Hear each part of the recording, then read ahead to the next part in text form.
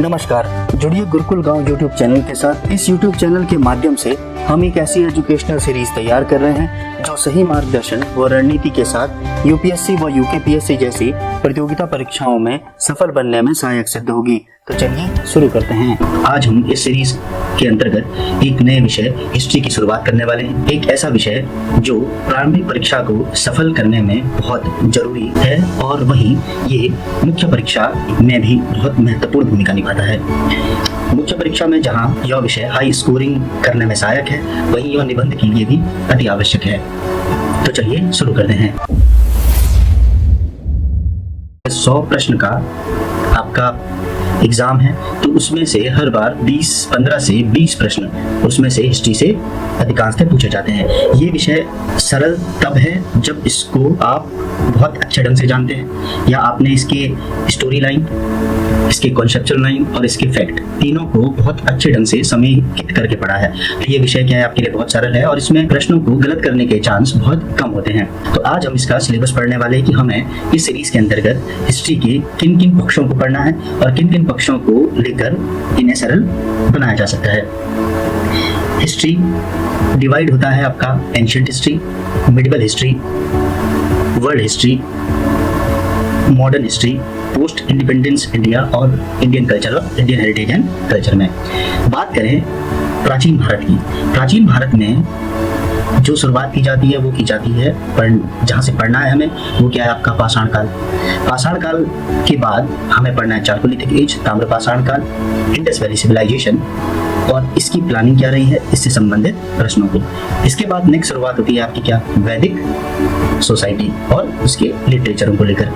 फिर वैदिक सोसाइटी के जो भी नकारात्मक पॉइंट रहे उससे राजाओं का उदय कहीं ना कहीं हुआ और उन राजाओं ने महाजनपदों का निर्माण किया और यहीं से शुरुआत हुई राजा और उनके राज्यों की। वैदिक सोसाइटी के ही नकारात्मक जो पॉइंट रहे थे, जो रूढ़िवादिताएं थी, उसने अन्य धर्मों को जन्म दिया, बुद्धिज्म और जैनिज्म को, और इनको कहीं ना कहीं संरक्षण प्रदान किया मौर्यन एम्पायर ने और इस समय अन्य राजाओं ने।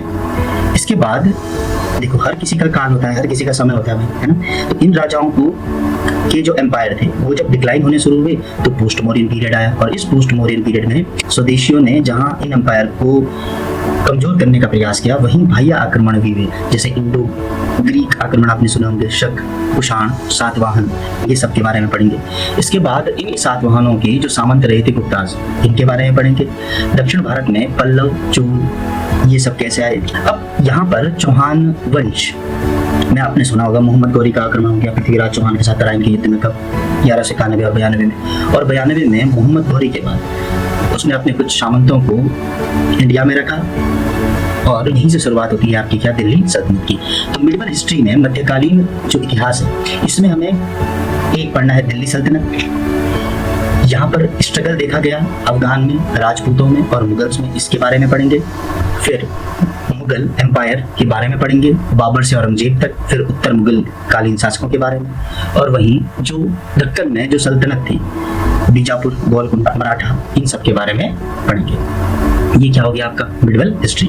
मॉडर्न हिस्ट्री में ब्रिटिश ने जब भारत को उपनिवेश बनाया, उन्होंने यहाँ पर क्या आर्थिक चेंज, प्रशासन में क्या चेंज किया, सामाजिक सांस्कृतिक परिवर्तन क्या किए, उससे संबंधित कहानियां और उससे संबंधित तथ्य जो परीक्षाओं में पूछे जाते हैं और कहीं ना कहीं ये आपके निबंध लेखन में भी क्या करेंगे, फायदा पहुंचाएंगे।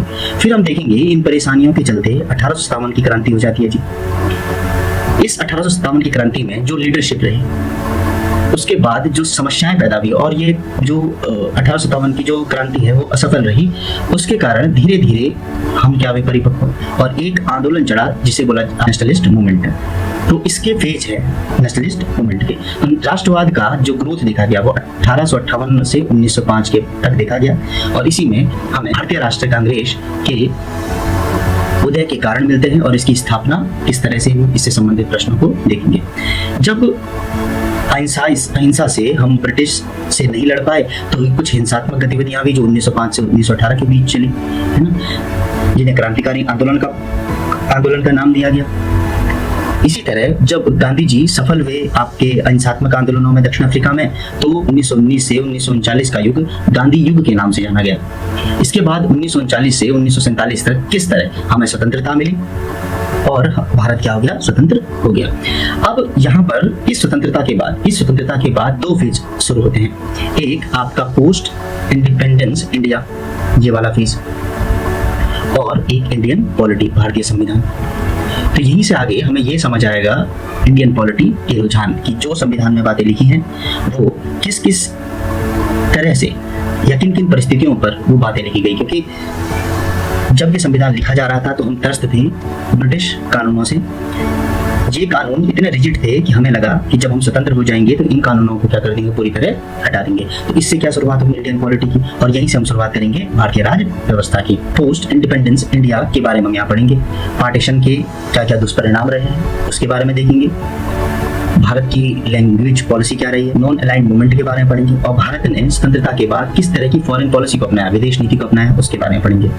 भारत में कैसे कैसे औद्योगिक क्रांतियां आई, कैसे भूमि सुधार आंदोलन हुए, इसके बारे में। इन भूमि सुधारों के साथ साथ भारत में नक्सलवाद का उदय कैसे हुआ, क्या क्या महिलाओं के क्या क्या इशू थे, और उन्हें भारतीय संविधान ने किस तरह से रिफॉर्म करने की कोशिश की। जब हमने यहाँ पर देखा कि एंशिएंट इंडिया, मिडिवल इंडिया और मॉडर्न इंडिया, इन तीनों में भारत में कई आक्रमण हुए और उन आक्रमणों में कई देशों की संस्कृतियां बाहर आई। इन संस्कृतियों ने कई सारे आर्ट फॉर्म बनाए।